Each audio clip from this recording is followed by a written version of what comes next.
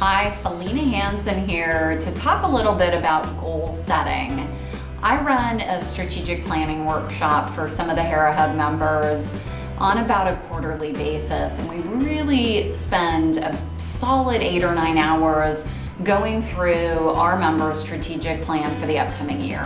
What are their goals? Where do they want to move their business? What resources do they need? How are they going to market it? It's almost like writing a full business plan in one day. We spend a lot of time on projections, which is a big piece of doing your strategic planning. You need to know what your goals are, dollar-wise, so to speak. And it is an area that we have had consistent challenges with. I don't know if it's money mindset challenges from some of our members, could likely be that, but a lot of people have a really hard time putting goals and numbers together.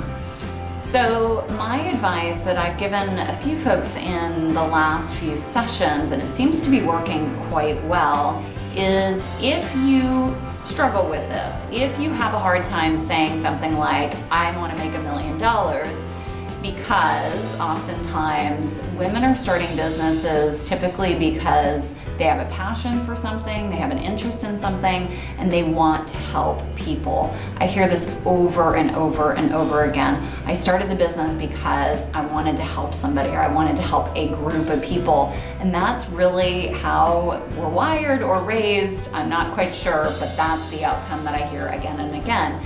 And I'll hear women say, I feel greedy if I said, I want to make $1 million. Ask a gentleman that and you'll typically get a different answer. So here's my advice.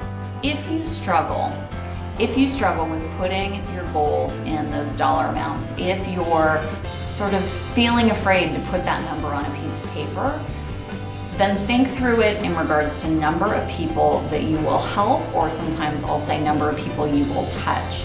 Because perhaps you're putting together, you have a service-based business and you're putting together some sort of product, a webinar, for example.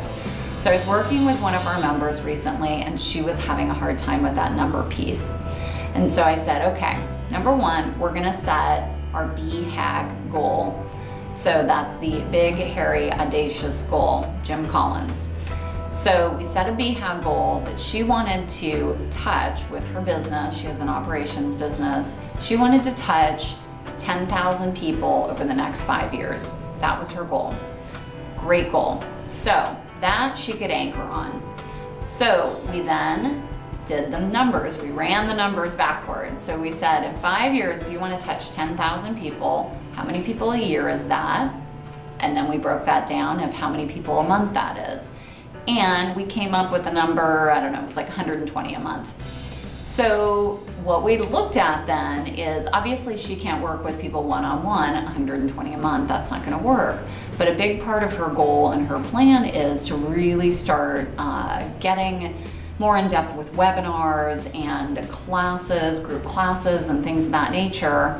And if she did even one webinar a month and she had 100 people on that webinar, she's hit her goal for the month. With that in combination of one-on-one clients and a workshop here or there. So when we started to run the numbers on just those specific things, how much is she going to charge for the webinar, the class, the one-on-one work, guess what? We worked our way back up to this big, hairy, audacious number, goal as in dollar amount, and it seemed reasonable and rational to her. And it also didn't seem greedy to her because I was framing it in, how many people can you help and support?